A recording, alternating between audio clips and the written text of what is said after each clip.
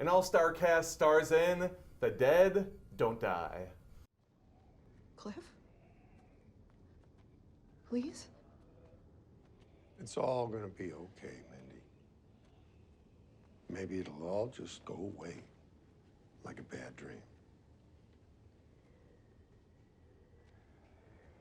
I doubt it.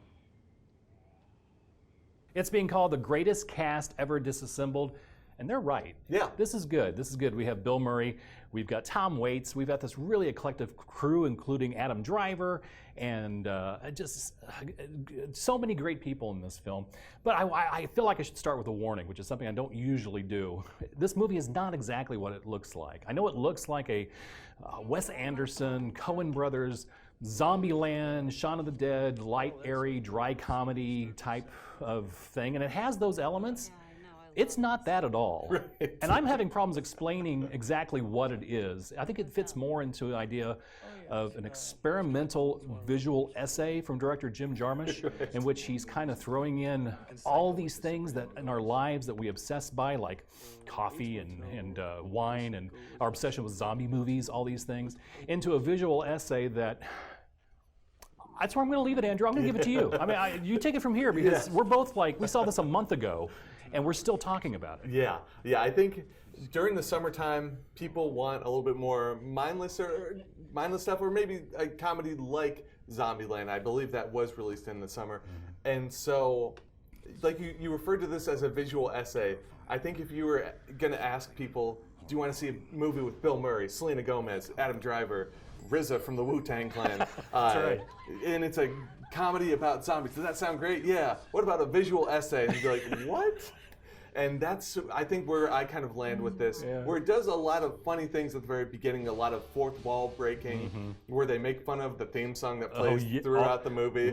There's one song that plays throughout the entire movie, and no one says anything about it except a couple people. It's funny stuff. And so it's setting up all these different things that you think are going to pay off, that the movie just doesn't bother paying off most of this. And towards the end, it just kind of shrugs and just says, like, well, that's the end of the movie. It is one of the most unusual films I've ever seen, where it basically does, as you said, shrugs its shoulders and kind of gives us an ending that, okay. And then we're kind of left to sit at what we're doing a month later, discussing it and going, what was that? Right. You know? And what it was is something I liked a lot. So I'm going to do something very uncritical and tell people what I think in terms of seeing it, which is, it's not what you think it is. You know, if you want to try something really challenging and something that's more like artistic art as opposed to just a zombie movie, check it out. But if you see this based on recommendations of people, be aware you're probably not going to like it. Right. You're not going to like it because it's not what it seems what it is. I liked it for what it was. It's just not what you think it is. Right. Yeah, I think that's the best way. Unusual is the best way to describe this. That this is a movie that I think people, whether they're going to love it or hate it, they're going to be talking about it or at least thinking about it long after the movie is over. But yeah, do not be fooled by the all-star cast in this. That they are doing this, I think most of them are doing this either because of their respect for Jim Jarmusch or because they want to do something a little bit different, like Selena Gomez, than what they're usually used to.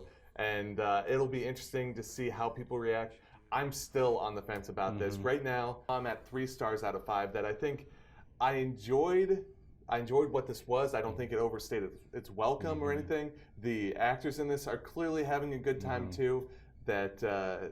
But I'm not sure all the pieces come together. I'm going to give it 4 out of 5 because it is something you don't expect. It's something that you just don't imagine. It's a movie that makes fun of movies and makes fun of the audience watching the movies who paid their money to do it. Right. So before you pay your money, be aware, again, I have to say this again, it's not what you think it is. Exactly. To read my review, check out St. Joe Live every Thursday in the St. Joseph News Press or online anytime at newspressnow.com. I'm still trying to figure it out. Catch me on Tuesdays at the Friends Front Row Film Series at the East Hills Library Theater. It's on Tuesdays. And join me next week as I talk more movies. Until then, we'll be live at the movie.